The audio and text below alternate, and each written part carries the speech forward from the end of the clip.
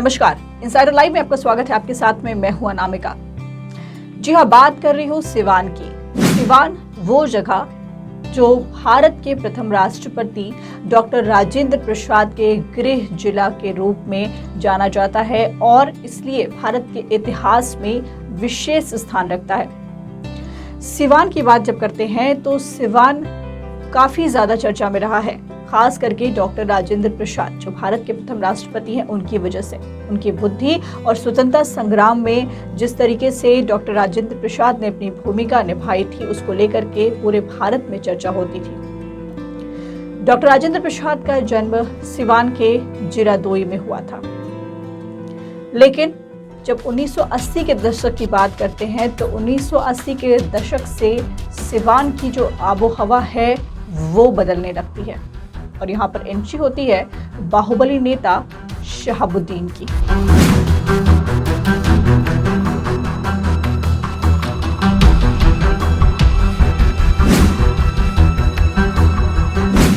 चर्चा का विषय हुआ करता था उस वक्त आरजेडी के बाहुबली नेता मोहम्मद शहाबुद्दीन।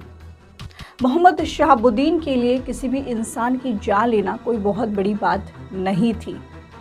उस वक्त बिहार में आरजेडी की सरकार हुआ करती थी और इंसान की जान को जान नहीं समझा गया था उस वक्त। खास करके बात जब सिवान की करें तो वहाँ तो गोलियों की बौछार होना कोई बहुत बड़ी बात नहीं थी। जब बात आरजेडी की सरकार और सिवान की हो रही है तो शहाबुद्दीन की बात ना हो नहीं सकता। हत्या की बात कर ले, अपहरण की बात कर ले, लूटपाट की घटना, ये काफ़ी ज़्यादा आम बात थी सिवान के लिए। सिवान की जनता ये जानती थी कि रात के 8 बजे तक घर के अंदर आ जाना है, क्योंकि साहब का ऐसा हुक्म था। शहाबुद्दीन के गिरावर पर हाथ डालने से पुलिस भी बचती थी। जी हाँ, शहाबुद्दीन की गिरफ्तारी का कोशिश करने से पुलिस जो थी वो भी, क्योंकि सब लोग काफ़ी ज़्यादा खौफजदा थे। लेकिन तेजाब कांड के बाद सिवान के तत्कालीन डीएम ने सिवान से शहाबुद्दीन का खौफ खत्म करने की ठान ली। उस समय जो डीएम थे उन्होंने ये ठान लिया था कि किसी तरीके से सिवान से शहाबुद्दीन का खौफ जो है उसे खत्म करना है। सिवान में 4 बार आरजेडी सांसद रहे शहाबुद्दीन का एक पत्रकार की भी हत्या का आरोप है। शहाबुद्दीन के ऊपर एक पत्रकार की भी हत्या का आरोप है और उसके बाद सरकार की काफ़ी ज़्यादा किरकिरी हुई थी। सीबीआई जांच की भी मांग की गई थी। हिम्मत इतनी थी शहाबुद्दीन में कि पुलिस और सरकारी कर्मियों पर भी हाथ उठाने से इन्हें डर नहीं लगता था और आसानी से पुलिस कर्मियों पर भी हाथ उठा दिया करते थे। 2007 में कम्युनिस्ट पार्टी के ऑफिस में तोड़फोड़ करने के आरोप में 2 साल की सजा हुई। आज एक बार फिर से सिवान और शहाबुद्दीन चर्चा में है। आपको बता दें कि सिवान से निर्दलीय एमएलसी का चुनाव लड़ने वाले रईस खान ने शहाबुद्दीन के बेटे पर बड़ा आरोप लगाया है। जी हाँ, शहाबुद्दीन के बेटे ओसामा साहब पर बड़ा आरोप लगाया है। जिस तरीके से उनके काफिले पर, रईस खान के काफिले पर हमला किया गया था AK-47 से, उसके बाद FIR दर्ज हुई और FIR में शहाबुद्दीन के बेटे ओसामा साहब पर आरोप लगाया गया है कि कहीं ना कहीं उन लोगों ने मिल करके इस तरह का हमला किया था।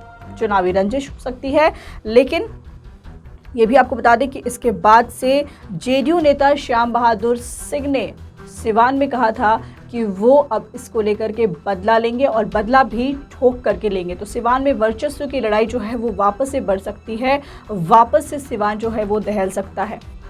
आपको ये बता दें कि इन सब के बीच एक औरत जिसने अपने पति को खोया और अब उसके संतान पर बन पड़ी है। जी हाँ, बात शहाबुद्दीन की पत्नी हीना साहब की। रो रही हैं और क्या कुछ कह रही हैं, आप खुद सुनिए। जी, मैं अपने आंचल को फैला कर कह रही हूँ कि इस वक्त एक माँ की गुहार है कि मेरे बेटे को इंसाफ मिले और मैं चाहती हूँ प्रशासन से सभी जो जिला के जो बड़े लोग हैं और सभी हमारे भाई बहनों, चाहे वो किसी भी दल के हों, किसी भी दल के नेता हों, चाहे वो गरीब गुरबा हमारा भाई बंधु हो, सभी की एक आवाज़ होनी चाहिए कि मेरा बेटा निर्दोष है।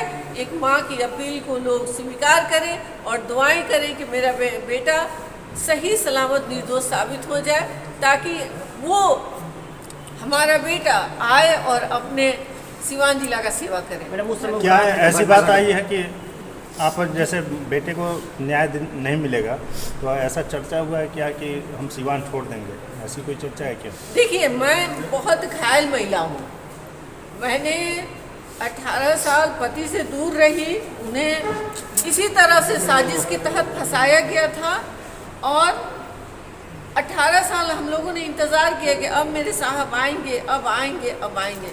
लेकिन जब 18 साल बीत गया और रिजल्ट आया कि उनके साथ घटना घट गई इतनी बड़ी, इसलिए मैं बहुत दुखी हूँ। अगर मेरे बेटे के साथ तो ऊपर वाला ना करे, छोटी सी भी अगर हादसा होती है तो मैं क्या करूँगी यहाँ रह के, किसके भरोसे रहूँगी? जब मेरा मांग भी उजड़ जाए, मेरी गोद उजड़ जाए तो मैं यहाँ नहीं रहूँगी। Thank you.